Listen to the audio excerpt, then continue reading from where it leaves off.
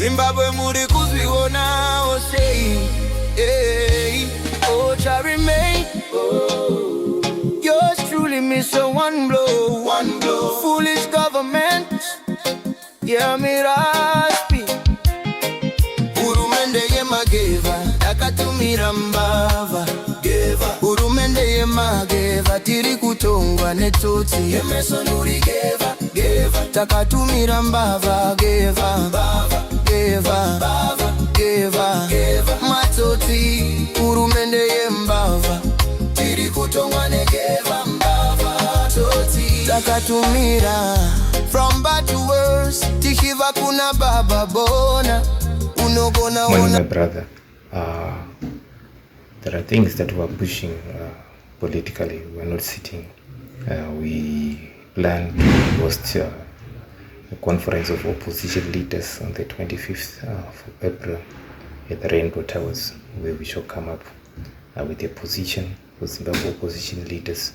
So, when it comes to elections, when it comes to political rights, those rights that are under Chapter 4, Section 67, political parties are the number one stakeholders. So it wouldn't be prudent for political parties to remain quiet at this juncture. So on the 25th, God willing, we'll get the position from the Zimbabwe opposition leaders. So we're still to get police clearance. I've been there this morning. We haven't received police clearance, so we're unable to proceed with the conference until we get the police clearance. We made an application about 2 weeks ago, so it's surprising that 5 days before the conference, this system is still processing our application.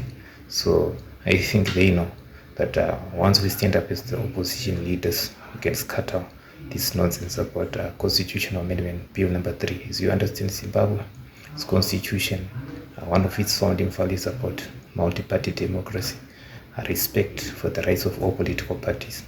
Constitutional bill number 3 doesn't respect the rights of other political parties. So we are challenging it. We've got constitutional court cases that are pending.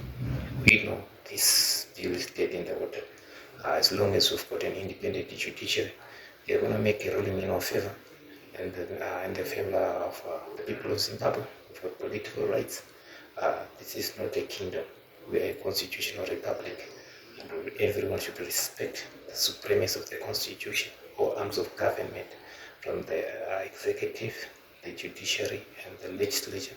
As much as we've got 2 arms that have one rock, we believe the people of Zimbabwe, political parties, all citizens, and all other institutions can still assert the supremacy of the constitution of Zimbabwe. So people should not despair.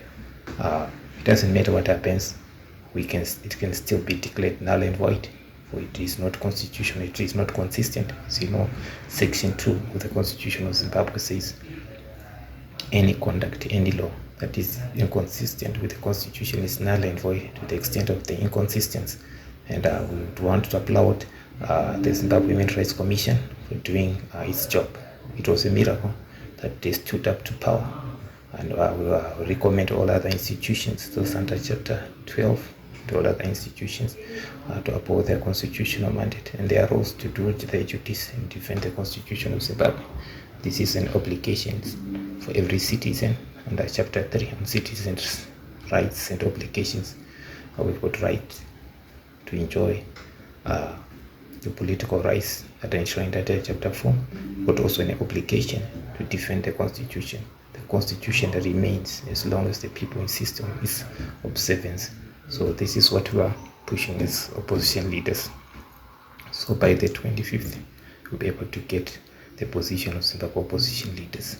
Opposition of politics in Zimbabwe has been scattered, but we are back. We are back. Don't write us off. This Zimbabwe opposition leaders platform has got all the major opposition leaders that you can think of. They are all on board. You shall be hearing from us. We will speak. Thank you so much. Good day.